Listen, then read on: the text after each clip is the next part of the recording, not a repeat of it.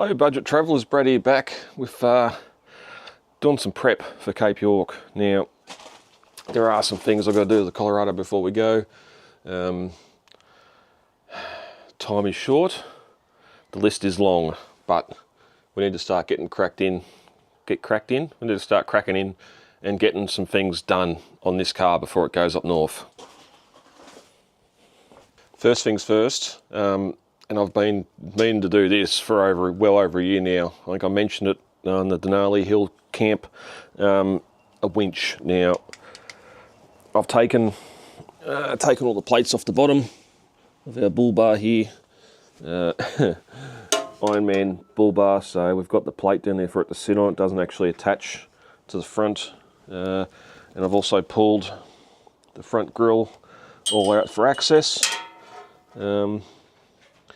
Unfortunately, I dare say we're going to be pulling the bull bar off so we can get the winch down in there, because there's no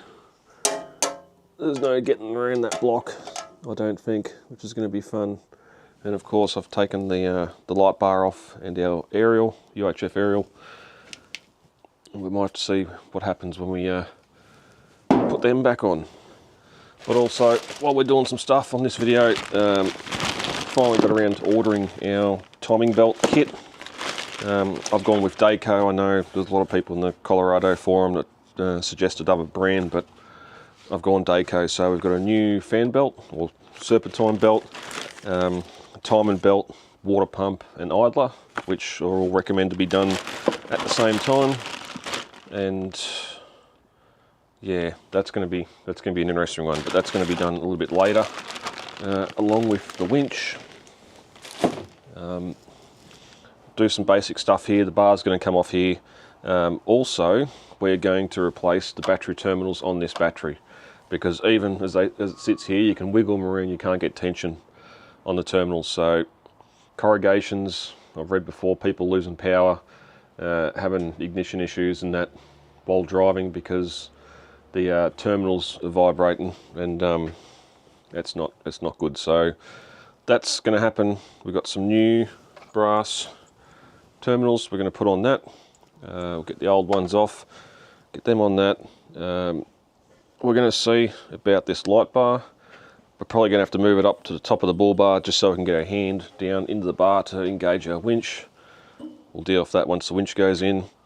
And I'm also checking a couple of wreckers and Colorados that are for sale at the moment on Marketplace for wrecking, to see if I can get some better headlights, because the headlights on this thing, they don't look too bad, but they're they don't do a lot while you're driving down the road, especially on low beam. Even though there's no planned driving at night while I'm away, while all the front's off, while I can get to them, it's I'm going to try and replace them as well. So a bit to do, as I said, winch in, timing belt, water pump in, and change the battery terminals, and that's probably pretty much what we're going to do in this video. So it's a miserable old weekend in Victoria. I was going to go camping tonight to chase the snow. That's not going to happen. We're going to get this done, and days tick down to Cape York.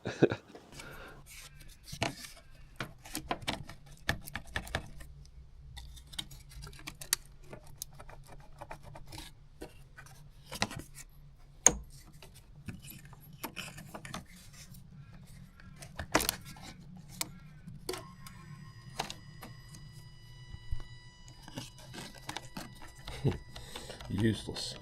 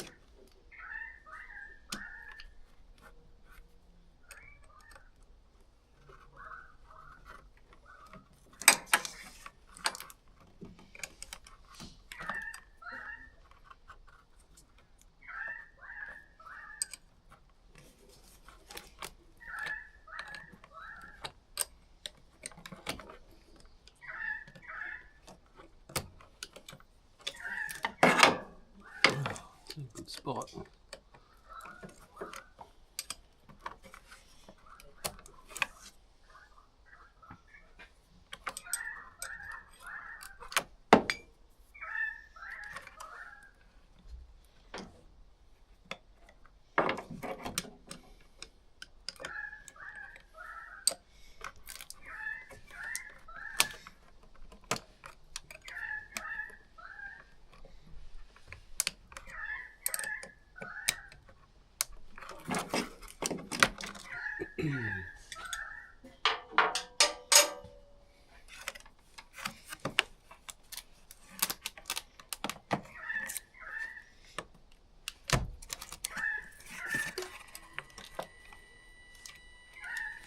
Good sign.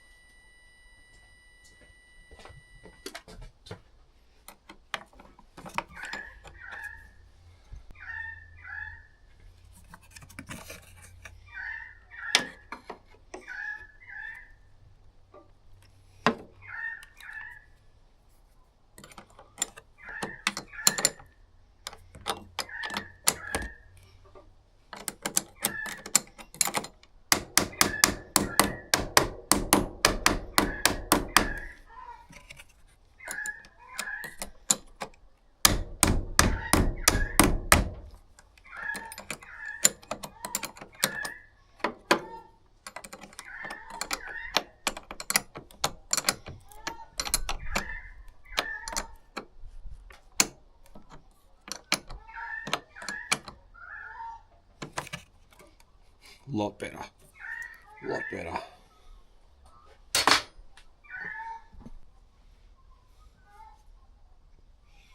And this is where things get a little bit more interesting.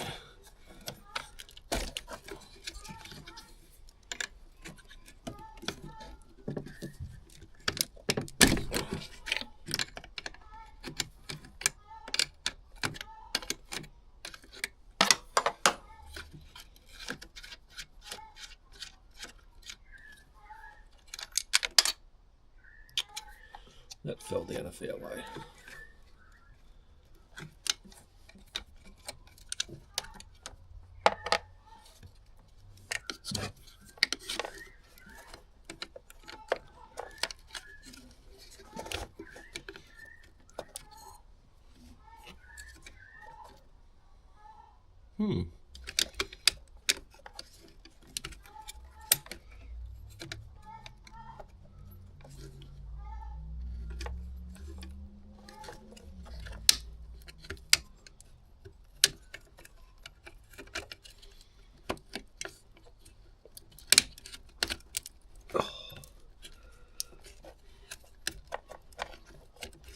Come on, get out of there.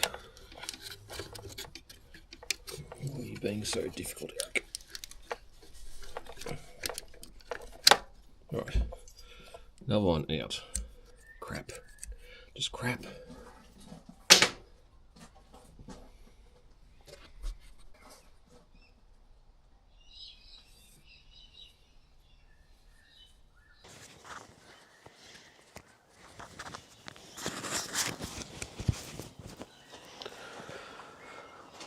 Alright, let's do this positive now. I've gone and got a bit of flat, what's that, 2mm, 3mm strap, and drilled these two holes in it to make a bit of a spacer, bit of a extra bit to go in here anyway. So, how am I going to do this? Oh yeah, just like that, just like I was originally going to. Oh, it's just so finicky. Right. That one. I'll get some Nylex nuts for these eventually, just to make sure nothing comes loose. But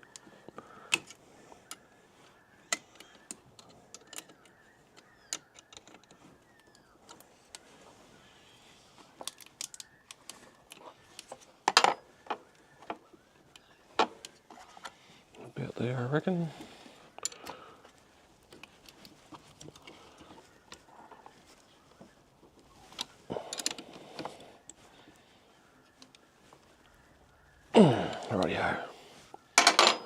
So that's that bit.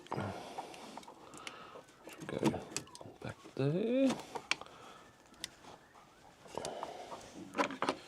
Put our guard back on. Keep the dealer happy. Goes in for its last service. By last, I mean after it clicks over 200,000, the Holden won't be doing the services on anymore. I'll be doing it myself. So we want that. Where are our positives down there? Right.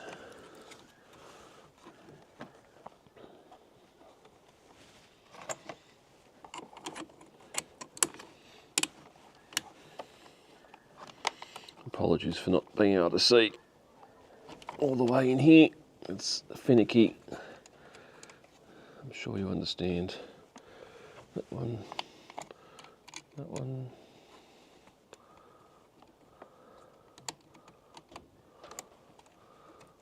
What's going on here?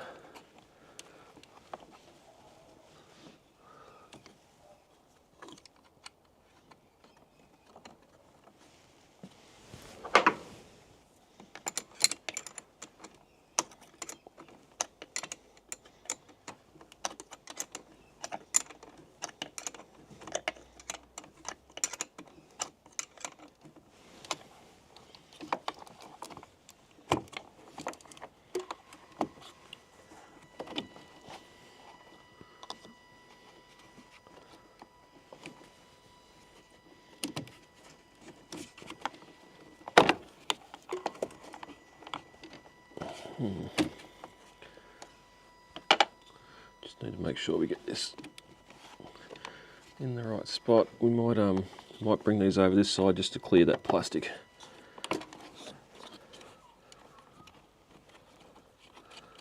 Just because we've got the extra room there to do it. Leave that one there.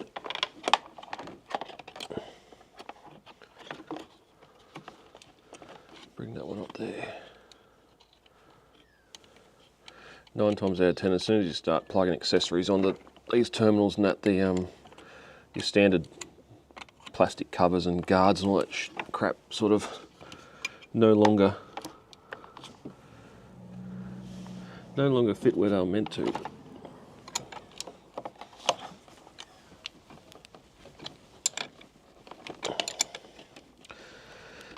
Oh, keep in note too, these are all 13mm.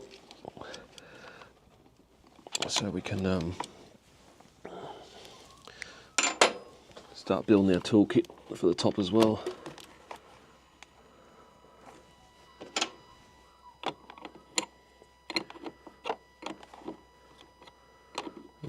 This is back the front too. Don't know what's going on there, but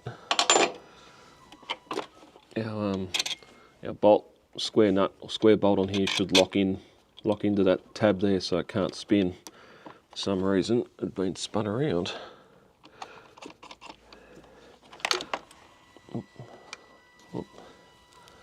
Where's pliers? We're losing nuts and crap. There, rightio.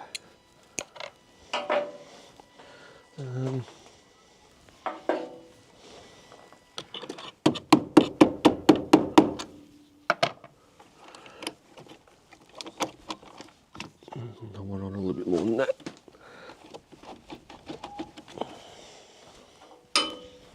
Come on, open up.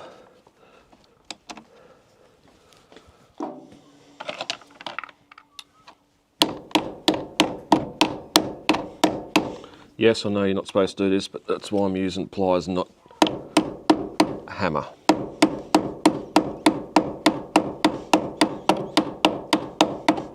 Also, while it sounds forceful, it's not.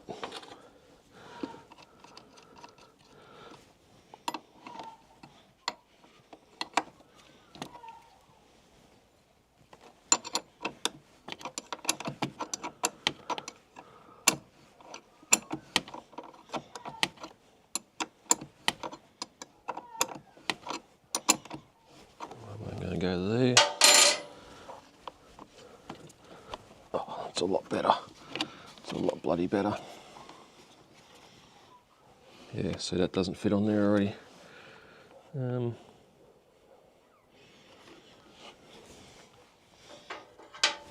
Back this one off a little bit.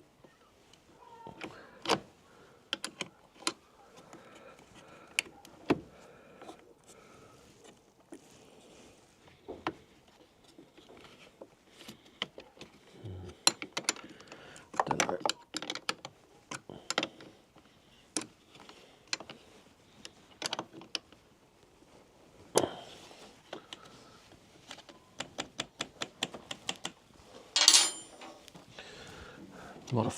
Modify it so it fits.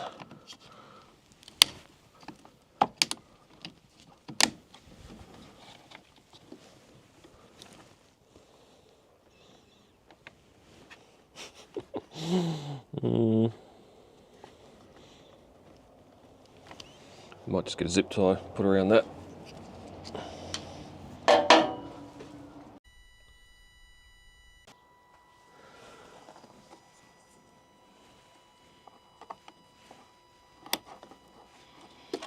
Zip tie mechanics. Gotta love it. Now, again, this is just a guard for it. Stopping it from steel hitting that. It's the only reason it's there. Oh, here comes the sunshine again. Interesting. All right, so that's our two. Nuts here everywhere. That's our two terminals done. A lot stronger. Obviously, well, I probably should have left that because I've got to run winch cable, winch cables now, so they'll go straight onto those probably, and not the back bit here, just so it's a bit stronger going directly to the battery. But that's the battery done. Terminals, I've been wanting to do that for a year too.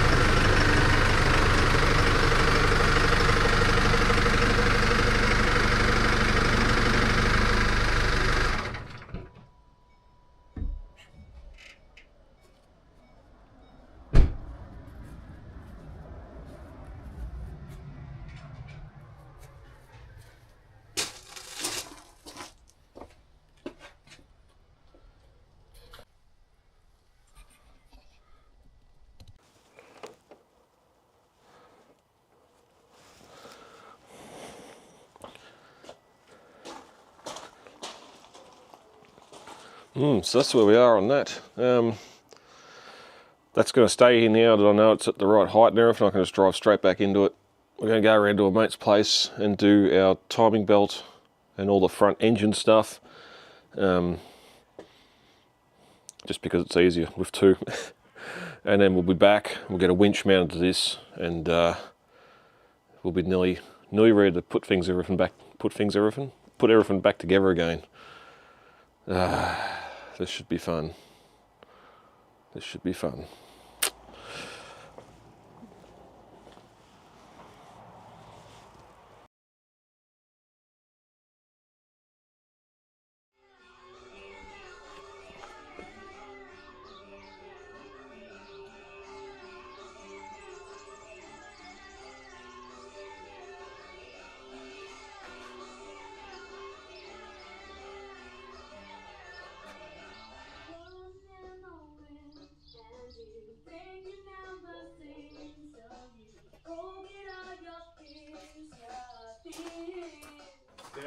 Something long and skinny. Something long and skinny I can stick in the end of it to guide it in. I think. Yeah, look where you got to get your hand. In there. Hello, fingers. It's definitely a an Asian design. Yeah, I can't get that out there. Oh, jeez.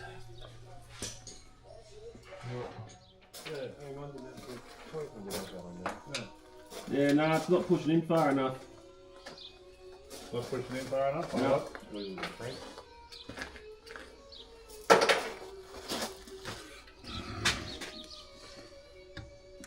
Yeah. In. So how's that locked with crank? Yeah, it's locked it. Fuck, that's a neat fit. Well, it's still winding in. What's it actually pushing on? Nah, it's locked.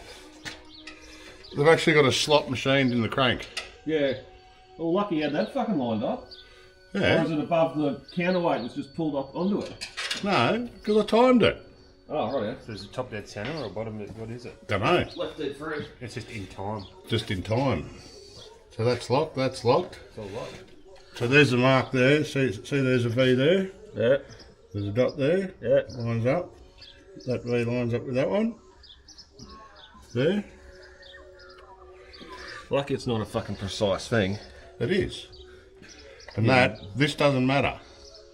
You can actually loosen that up, but we're not going to. No, it's not. I don't want any more. No. How to fix. So now, I'll do that. That's our 10 mil again. Yeah. Pensioner.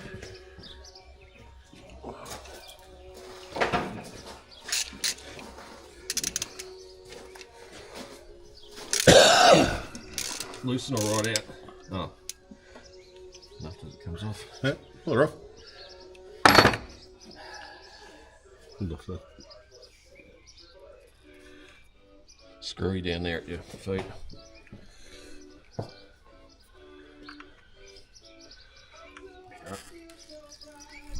Sure, alright? Yeah. Find out. We go swing, cling, tang, tong. You still got one of them Subies around here, haven't you? The side mount might fit in there. You grab the other belt and line them up. And we'll grab the other belt. I haven't let them go as far as that one though yet.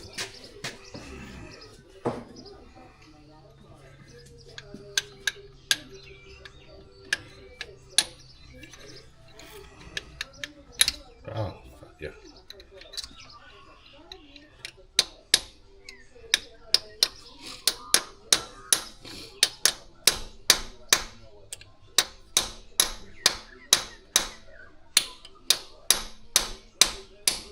Tight. Did you round that one off yet, or?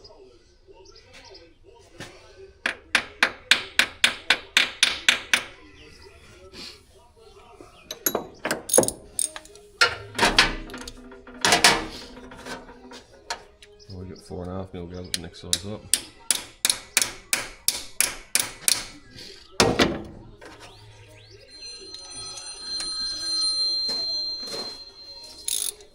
Give him a good tap. Give him a good hit first.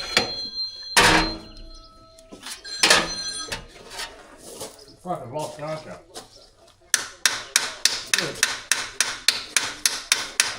Bit of prying. Yeah, you can pull it from the top. There. There you go. Plastic. Plastic, fantastic. She's still original. They seem alright though, the plastic. They don't seem to get...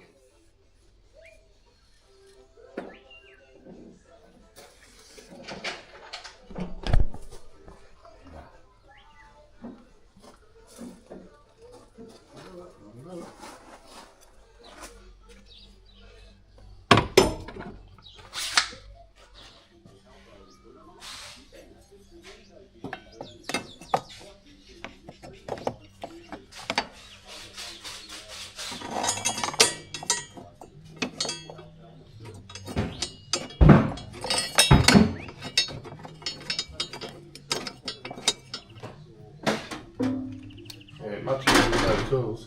Oh, yeah. 12.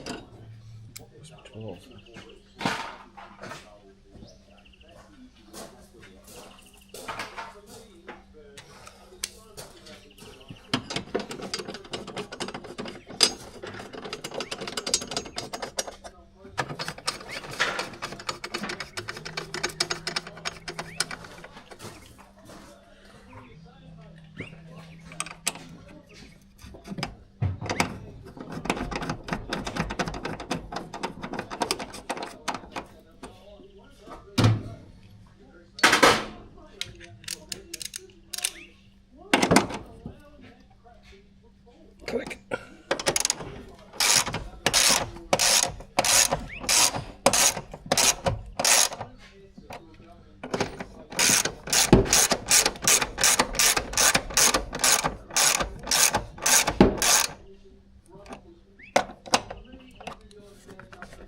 Click, click. Beautiful.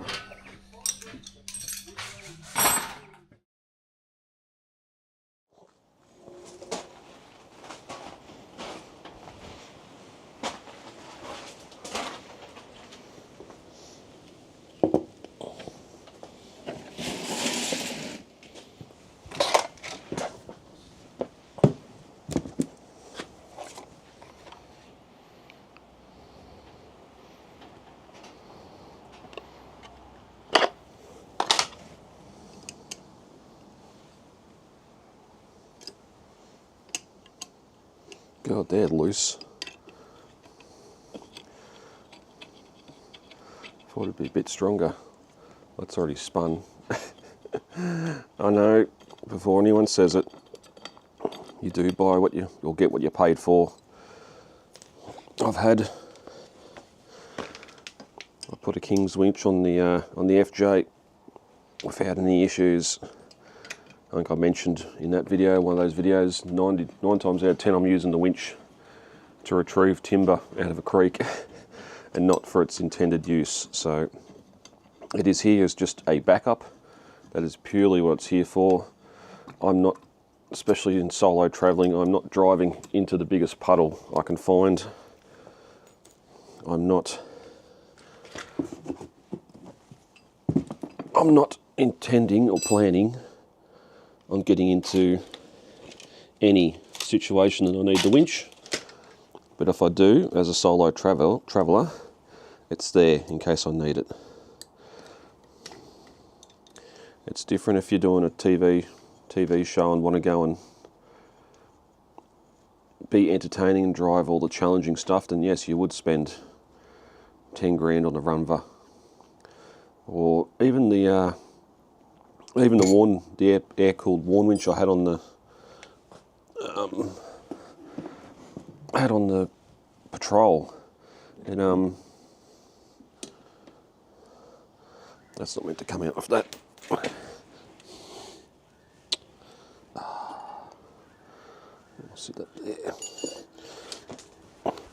I don't think I used it once for recovery. I only used that for towing red gum out of the creek, so oh, we're already stuffed up here that way.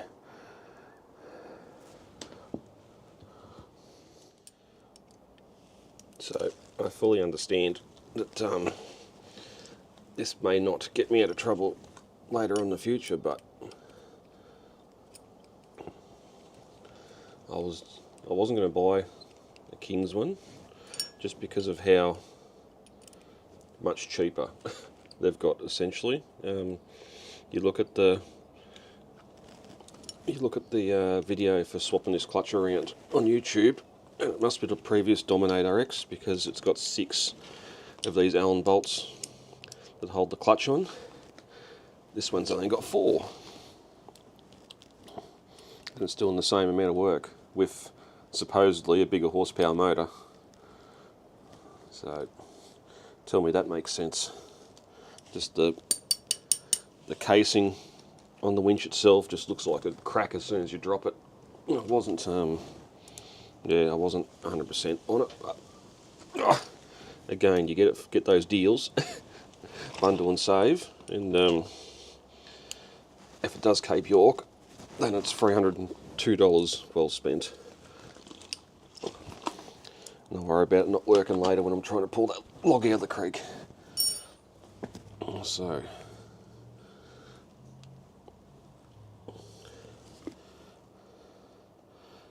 there seems to be a good amount of grease in there as well, but we might just help that out a little bit.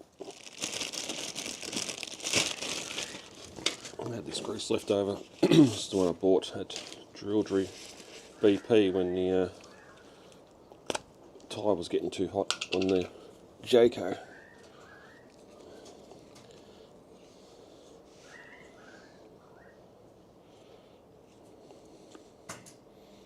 So we're just going to fill that up a little bit more. Get plenty of grease in there. Not so much for lubrication, but more so for water dispersant, for keeping the water out. Obviously water will get in, but having a bit of grease, a bit extra grease in there might help in the long run.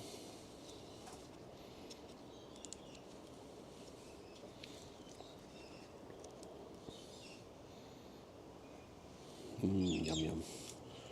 Yum yum yum. Because I don't have a lot of faith in this seal that's here because it's already got grease on the outside of it, which yes may have pressed out when they put it together in the factory and greased it, but it's not a good sign when you get something new out of the box and it already looks like the seal's not going to do its job. So that'll do that. Back in there without making too much of a mess. Alright, put it up there. Let's see what we can do here. So we want that one there, that one there.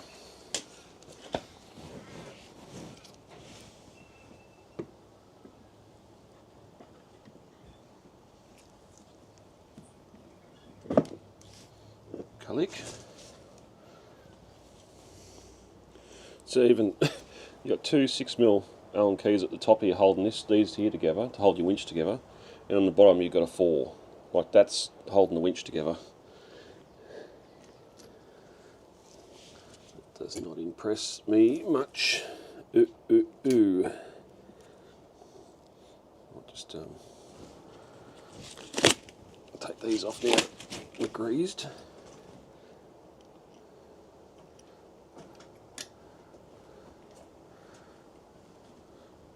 Started, and as much as I'd love to just put Loctite on all these, I know it's not ideal if something happens and it has to go back for warranty because they'll see the Loctite and go, no, you've altered it, you've obviously had it apart, we don't recommend that.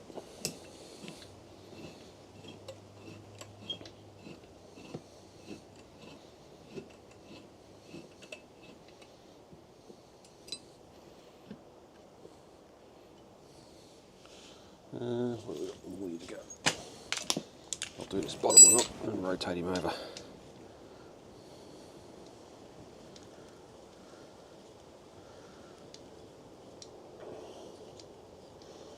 So yeah, I've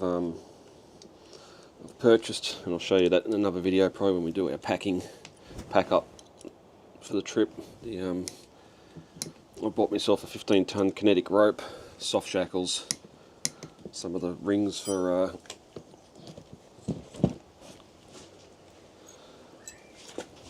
block and tackle, that sort of stuff. So I've got backups if this fails.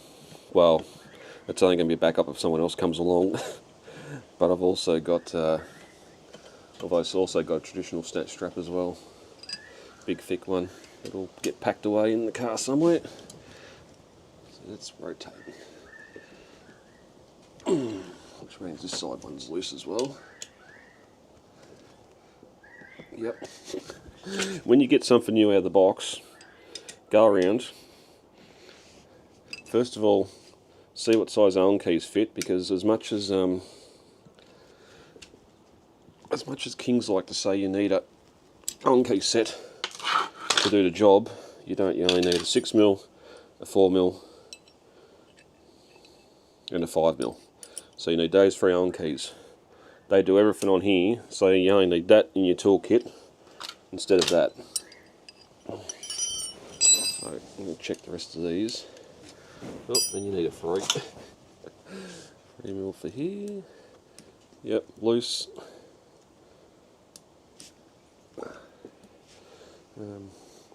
Done them ones to this side.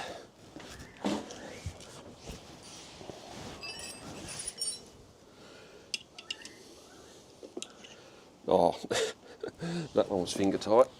Oh, you're going on corrugations and you got loose Allen bolts. Guarantee you're gonna have a bad time. Oh, loose. And this is on the drive motor too, so this is just going to flog around. You're getting nearly half a turn out of them.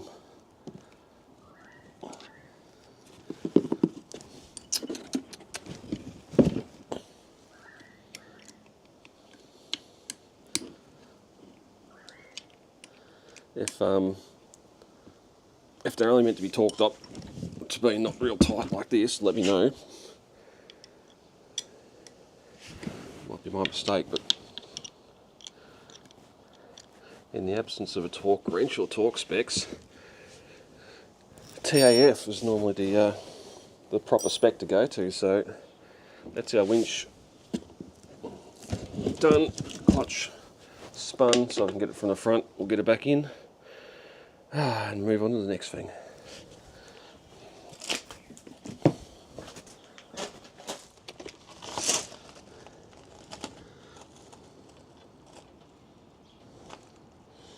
The other thing I'm not a fan of too is these, dropped it. Oh, these little nuts they've got that lock into the housing. Now, I already had to take 5mm off these bolts, cut them off and fix the thread up to fit in because they were going in too far and hitting the housing itself. The fair lead ones are about 3 inches long. I had to cut them back to 30mm. It's just the problem with a one size fits all piece of gear, is if it doesn't fit all, then you've got to do a little bit of work to make it fit.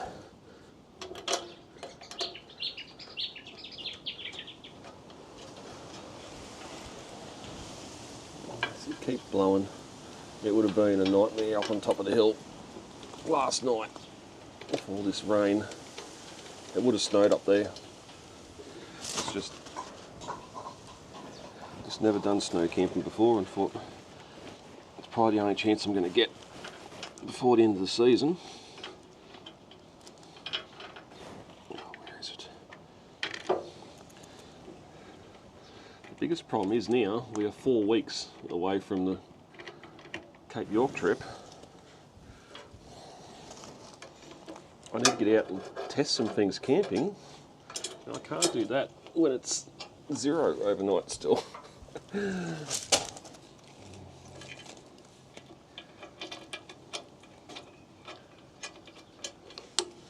Look, fly screens that I made for the car to test keeping the flies and midges and mozzies and all that sort of stuff out, and I can't test any of it.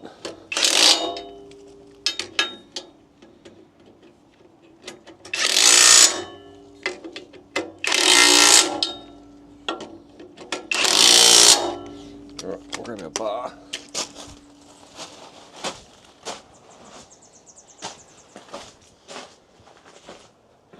I'll leave it there.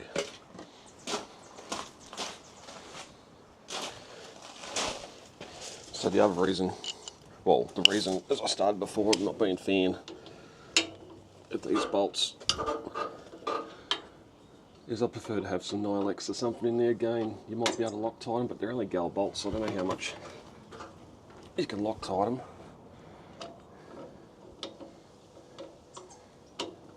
And yet, you torque them up to FTA the best you can without stripping them.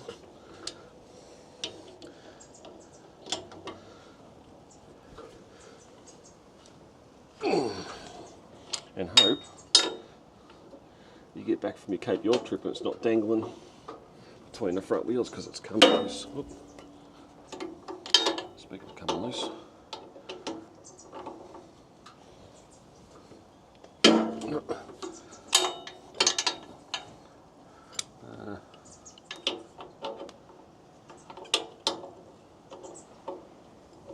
Get on there.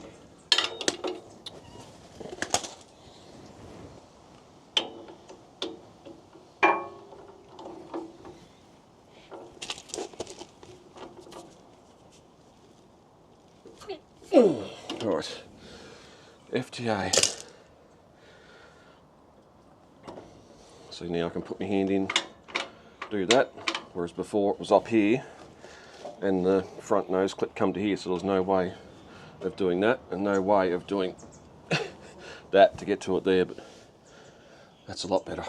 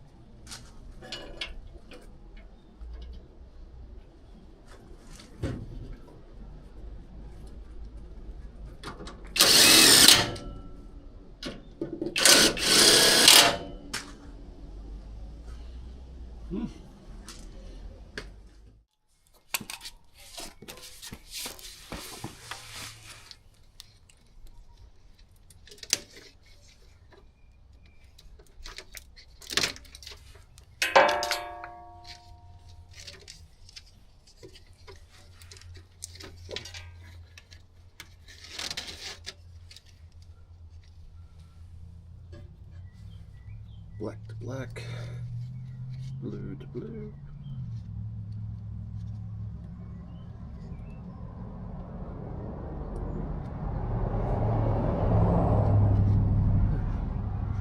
Patrol. Right.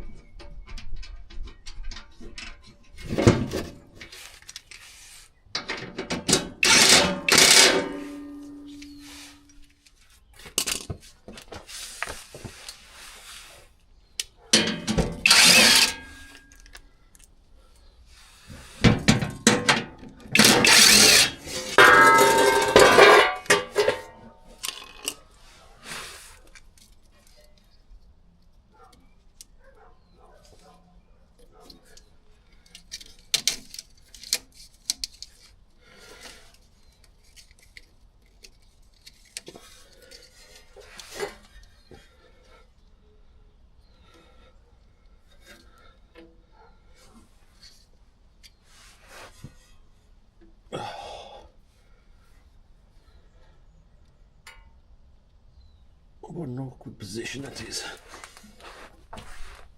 No, I still can't get up there.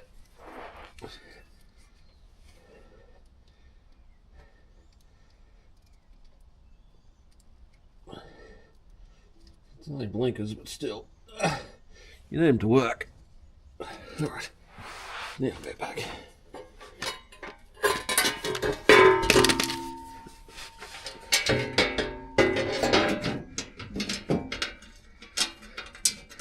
I was going to leave this off because there's a bit of weight on all these plates, but it is protecting a lot of stuff in the front as well, including the bottom of that radiator.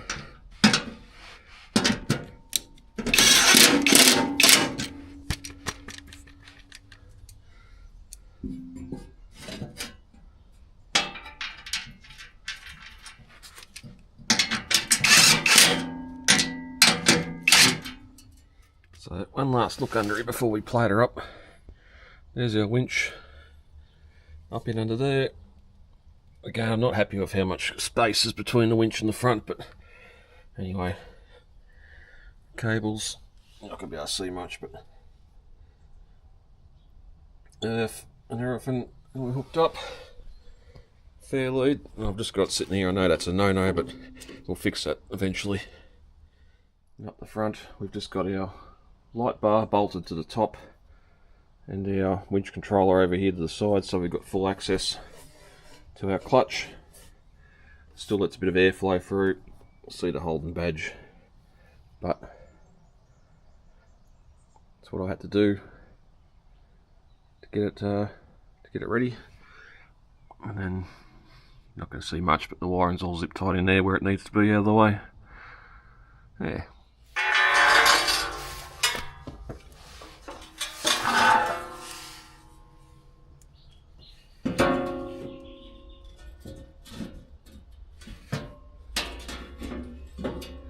Yeah.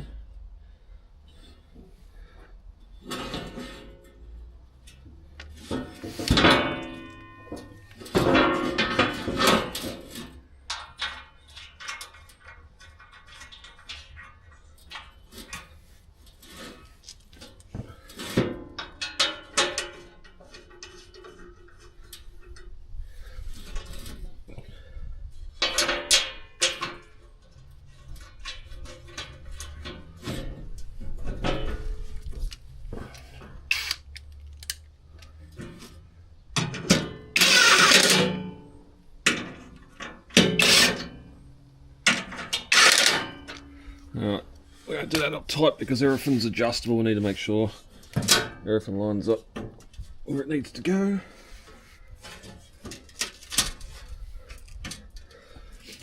Something like that.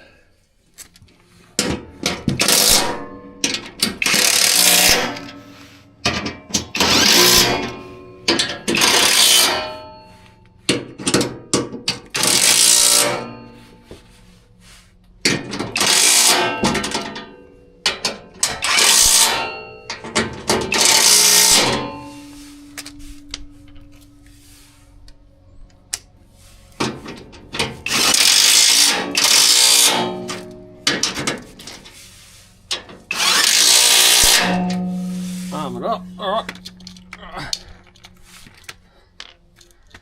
Get the torque wrench on these and do them up FTA, and we'll be good to get back on the road.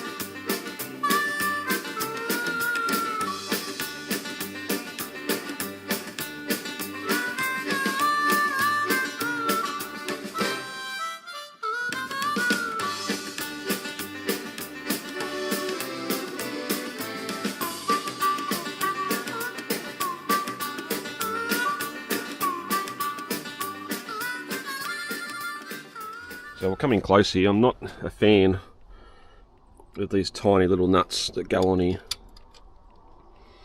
Again, it's only they're only Chinese eBay special mirrors. You'd hope they'd have something a bit stronger, but in saying that, I put the same model, same type on the Patrol, and went to Tibooburra, done all sorts of things in the Patrol, bashed against trees, and never had any issue. The only difference here is this plug that went in to the old existing mirrors are for your angle adjust and all that sort of stuff. Now you're just going to have to do it manually. Once you get them set, you won't have to do it again, so that'll just get tucked back in underneath the trim, out of the way, along with that, because obviously that can't go in there to make the indicators work, and I just won't have mirror indicators, which is fine because I've got indicators on the bull bar and lights. It's plenty enough.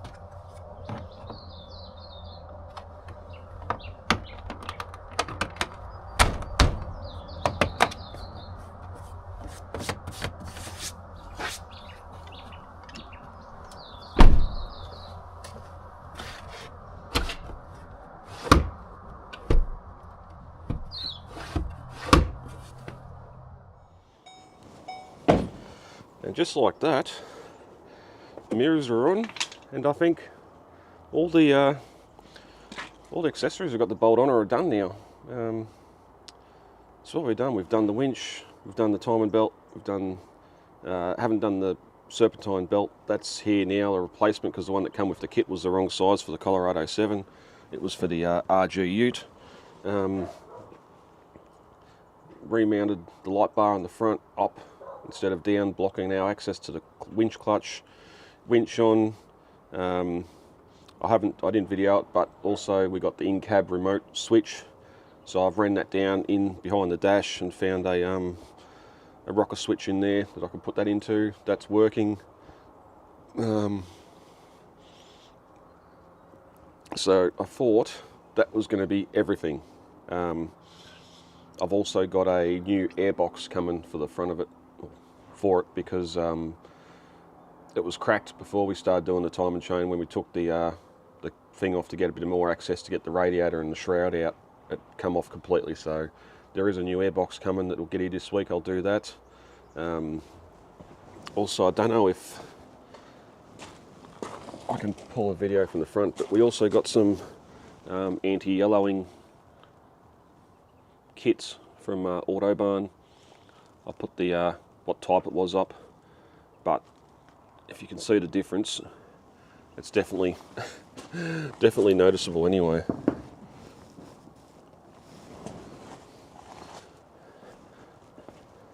So that's all done. With 4 weeks to go until we depart, I thought that was going to be it. Got under the back, realised the rear tyre is a smaller diameter than what's currently on it, so that's no good for a spare. I've got 2 new BF All-Terrains coming for the rear. The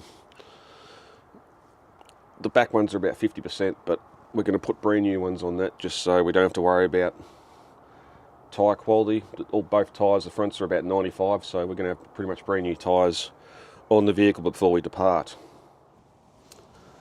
While I was in there though, I asked the man behind the counter just how much a Sunraysia is worth these days. So at $105 each, we're getting a set of 5 black 18-inch Sunraysias to go on it. Steel rims, getting rid of the alloys as well. They're going. The biggest problem I'm going to have is fitting one of these back up under the back of the car now. Looking at all the math, looking at sizes, it should. Our biggest issue is going to be just because they're a 265 instead of a 245, how much they hang down because of the width from the back of the car. If it hangs down below the rear tow bar, it's not going to work, because I don't want that tyre being the one thing or the first thing the arse end drags on when you drop down into a creek or a ditch or off a rock step or something. That's just got tyre wall rip, tear all written all over it, and that brand new tyre, well, won't be, it'll be one of these 50%ers will go on the spare, but it'll be all over. So yeah, as I said, getting 2 news put on the rear. The best one of the 2, they're both about the same, so one will go on the spare, the other one will just stay here behind the shed as another spare, just in case. Because even if then I do something with one of the other tyres, 50% chance, 50% tread on this is a better roll and diameter than getting, I suppose I get a brand new tyre, but $470 for a tyre, it's cheaper keeping one of these. So we need to make sure we can fit the tyre under the back, because she's been a spendy week. Not only have we got new shoes for her, we also brought a top hat.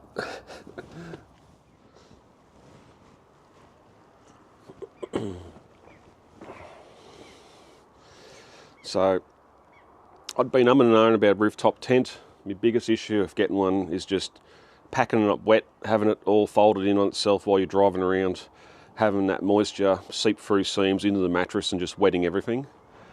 Currently it's raining up at Cooktown in the Daintree. Last year when I done my weather figures, it was as well. So it's going to be tropical, it's going to be wet, stuff's going to get wet up there. And then I had the brilliant idea, well, you don't have to have the mattress in it. I can just grab me Alton Goods inflatable insulated mat and put up there. And then that way if water's in there, it doesn't matter. that thing can get wet, or I can just deflate it and roll it up and take it out. Along with me bedding, which is only going to be a sheet and a pillow, which can sit in the back of the car anyway. So that, as you can see, is going to lead to some issues up top. Yesterday I went into Kings for a bit of a look, a bit of a road test. They had their the Tourer Ultralight, or what they call it. It's a real slim, it's only 16 centimetres, I think, real slim line one, which I'm not going to be using in winter, so I don't need to be able to close it with a heap of bedding, a heap of mattresses, all that sort of stuff in there. It comes with a 70mm mattress. I can put a bit of egg foam, egg crate mat in there as well, and that's probably going to be enough. If not, I can put my air mat in. I know I can sleep comfortably on my air mat, and take the mattresses out. That's the easy bit. But one day only, $1,280 for it, so I couldn't say no. Worst case, if I don't use it on this, I can put it on top of the Forester. So coming up into summer, when we start going down the river as a family and that, there's instantly somewhere for either myself and a child, or my wife and the child, or one of the kids to sleep in.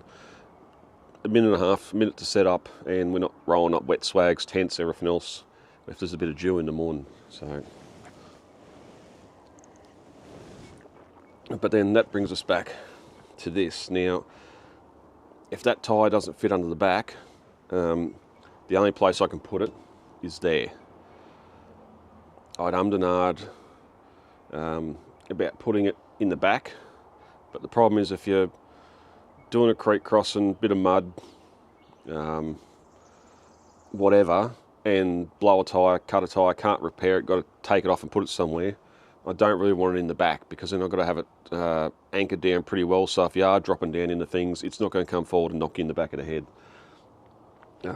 This Ironman rack has got a hole in the back for a bolt to go down to hold a spare tyre on the back, so I know it's rated for that. If that's the case, then we'll just work out some other means for sleeping, but it means I'm going to have to lose the water tank and lose the extra storage on the top, but I can go at it and make some not rear drawers and everything, but just some shelves, layer it a bit so I can throw some bags in there of some different stuff, me level and ramps, something sturdy with a good seal on it. I can put the little green gas bottles in just so they can't leak in the car while you're driving. It doesn't have to matter now that we're not sleeping in the back, but we can do something with that anyway. The bed can come out, and just do a little bit more rear storage. It's just probably going to be bags. I'll get some heavy duty bags, because tubs, while they're sturdy, they're heavy. You need to put bags in beside them to fill in gaps, and it's just, I'm not a fan of the rear drawer setup, as you know. But that's going to happen there. In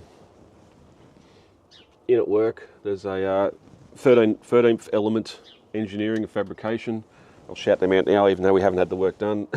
I'm going to get a ladder, aluminium ladder made up to go on the back. Now, it's not going to be to climb up, it's just going to be purely to put a garbage bag, one of your rear tyre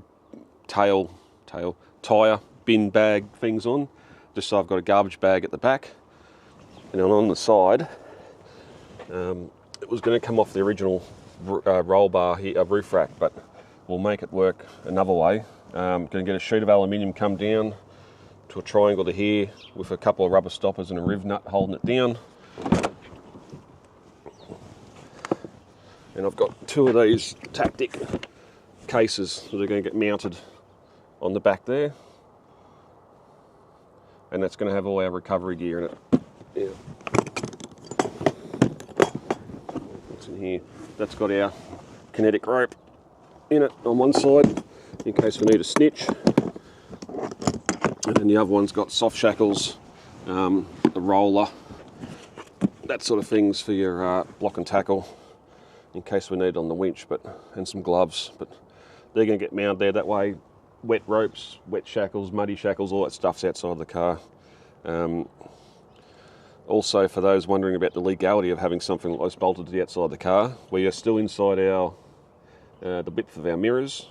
Because it's up high like this, the mirror side is below the case, so I can still see clearly behind me.